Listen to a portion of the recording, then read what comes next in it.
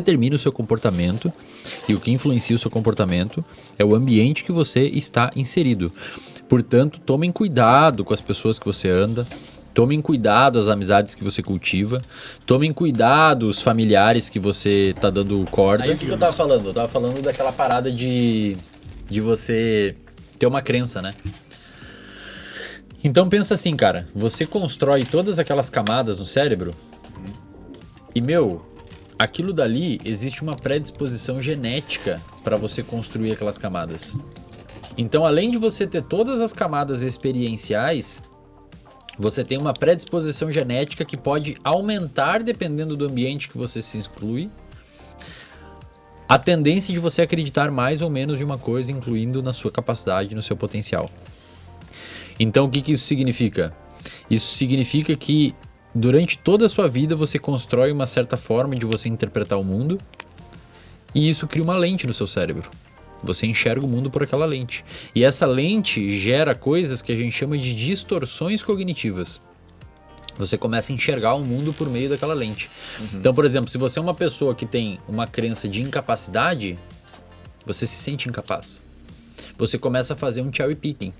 Então você começa a ver só as coisas que você foi incapaz e além de enviesar para as coisas que você foi incapaz, você começa a distorcer o mundo para o mundo entrar na sua crença.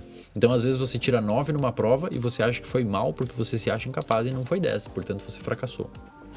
Mas por que a gente tem essa tendência de fazer isso, cara? Não é uma tendência, cara. Tem pessoas que não têm isso. Isso é uma construção que a gente teve durante a nossa vida.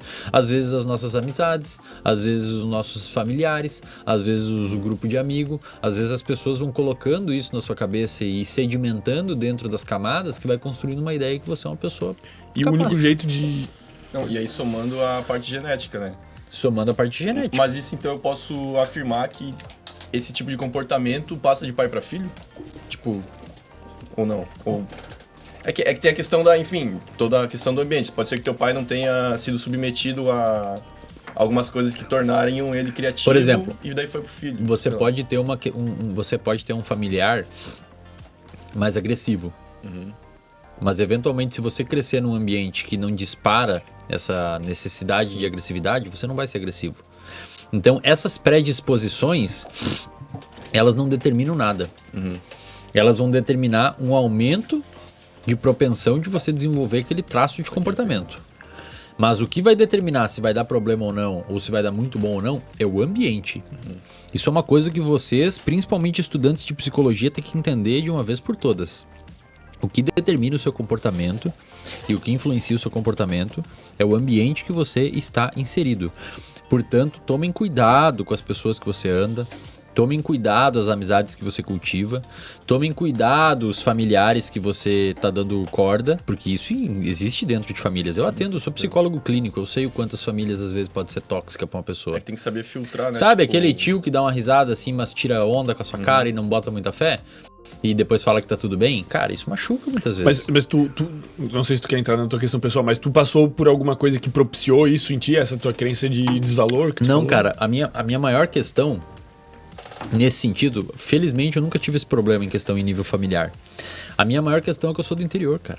É, eu ia falar, o pessoal do interior tem Eu sou do interior, cara. Eu sou de uma cidade com 2.000 habitantes.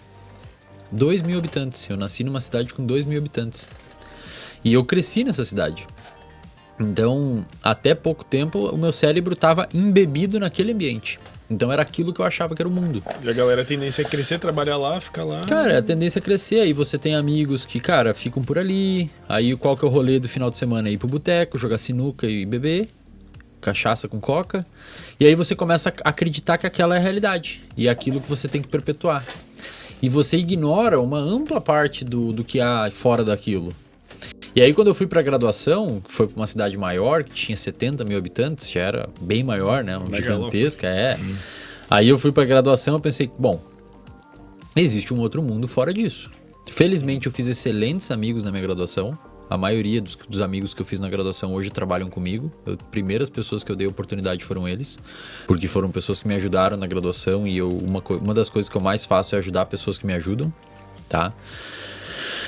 E hoje todos eles trampam comigo e cara, Ali eu percebi que existia mais coisas na graduação.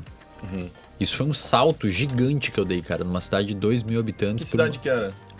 Que eu fiz a graduação? É. Santo Ângelo, Santo uma Ângelo. cidade do interior do Rio Grande do Sul, bem no interior.